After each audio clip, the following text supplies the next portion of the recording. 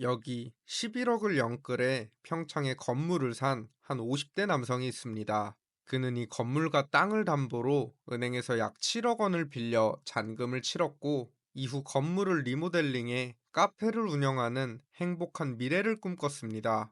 하지만 이 50대 남성은 곧 끔찍한 현실을 맞이하게 되죠.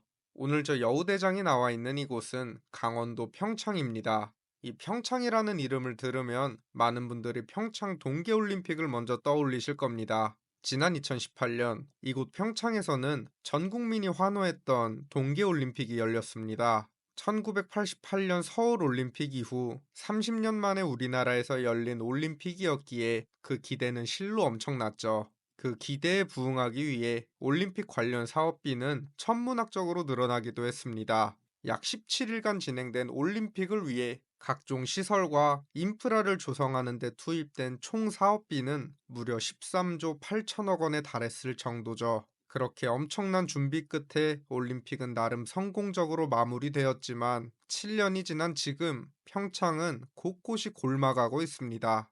여기는 올림픽 개회식과 폐회식이 열렸던 평창 올림픽 스타디움 부지입니다. 당시 3만 5천 명을 수용할 수 있는 경기장과 7층 규모의 본관 건물 등을 포함해 조성된 평창 올림픽 스타디움은 총 635억 원을 들여 건설됐지만, 동계올림픽과 동계 패럴림픽이 끝난 2018년 6월 다시 305억 원을 들여 철거를 해버렸습니다. 이후 이 자리에는 도비 36억 원을 추가로 투입하여 14,000평이 넘는 규모의 올림픽 기념공원을 조성해 놓은 상태입니다. 올림픽을 기념하고 지역 주민과 관광객들이 문화 여가 생활을 즐길 수 있는 복합 공간으로 재정비했다고는 하지만 현재 이곳을 찾는 사람들은 많지 않아 보입니다. 넓은 주차장은 텅텅 비어 있고 인근의 거대한 조형물들은 하염없이 방치되어 있습니다. 과거 뜨거웠던 영광을 담아냈던 이 거대한 성화대 역시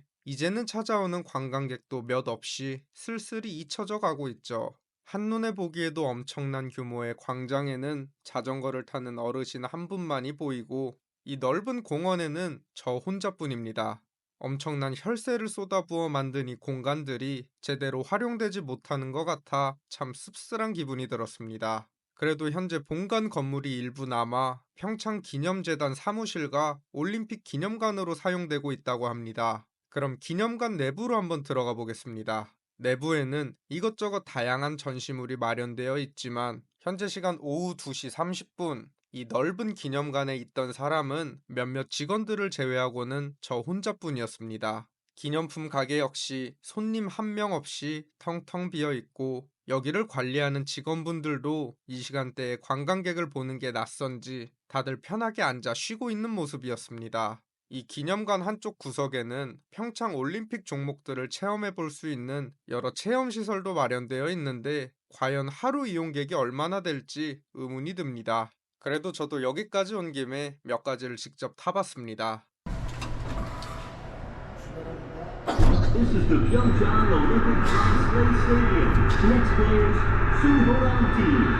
Start. 평가는 말을 아끼도록 하겠습니다. 이런 곳들을 포함해 올림픽 시설의 사후 관리를 위해 매년 300억 원에 가까운 혈세가 투입되고 있는 실정이라고 합니다. 기념관 입구에는 아직도 평창 동계올림픽에 참가했던 여러 나라의 국기들이 걸려 있는데, 그 풍경이 왠지 모르게 참 씁쓸하게 느껴지기만 합니다.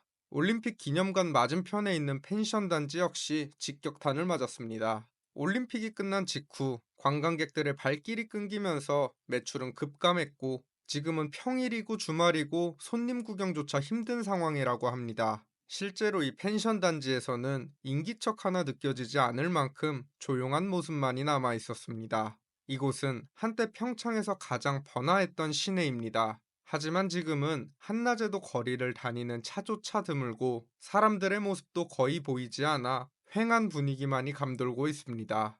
영업을 하지 않는 가게들도 수두룩하고, 한 가게는 문을 닫은 채 얼마나 오랫동안 방치됐는지 모를 정도로 각종 우편물과 고지서들이 문 앞에 수북히 쌓여 있는 모습입니다. 실제로 현재 평창의 인구는 매년 감소하는 추세로 곧 인구수 3만 명대에 진입할 것으로 보이죠. 결국 평창은 한때 반짝 주목을 받았지만 구조적인 한계를 끝내 극복하지 못하고 있습니다. 올림픽을 위해 조성된 많은 인프라도 적절히 활용되지 못한 채 여기저기 방치되고 있으며, 화려했던 올림픽의 흔적 뒤로는 막대한 유지비 부담만 남은 건축물들이 곳곳에 즐비할 뿐입니다. 하지만 올림픽이 끝난 후에도 평창의 미래를 믿고 과감한 선택을 했던 사람들도 존재합니다. 평창 시내에서 차로 5분 정도 이동하면 대로변에 자리 잡은 한 건물이 눈에 띕니다. 2013년에 완공된 이 2층짜리 건물은 꽤 준수한 외관에 연면적은 약 190평 규모로 제법 넓은 편이죠. 하지만 어찌된 일인지 주변은 인적이 드물고 바로 앞 도로에도 차량 통행이 거의 없는 모습입니다. 이 인근에는 논밭만이 끝없이 펼쳐져 있죠. 건물 입구는 굳게 닫혀 있고 창으로 보이는 공간 역시 벽돌로 완전히 막혀 있습니다. 제가 건물 주변을 한 바퀴 쭉 돌아보니 리모델링 공사가 한창 진행되다가 중단된 듯, 건물 외부와 내부 곳곳에는 여러 건축 자재들이 쌓여 있는 모습을 확인할 수 있었죠. 그러나 사람의 손길이 닿은 지는 꽤 오래된 듯 했습니다. 지난 2021년 한 50대 남성은 이 건물을 매입하게 됩니다. 그는 당시 이 건물과 토지를 무려 11억 원에 구입했는데, 충분한 자금이 부족했던 그는 해당 건물과 토지를 담보로 잡고 은행 두 곳에서 약 7억 원을 대출받아 잔금을 치르고 일부 자금을 마련하게 됩니다. 그렇게 그의 새로운 도전은 엄청난 대출과 함께 시작되었죠. 이후 소유권 이전까지 마친 이 50대 남성은 기존 음식점으로 사용됐던 건물을 새롭게 단장해 디저트와 커피를 판매하는 대형 카페를 만들고자 했습니다. 대대적인 리모델링을 통해 외관을 새롭게 꾸미고 내부 인테리어까지 싹 바꾸는 데에는 억소리 나는 추가 비용이 들었지만 그는 과감하게 공사를 시작했습니다.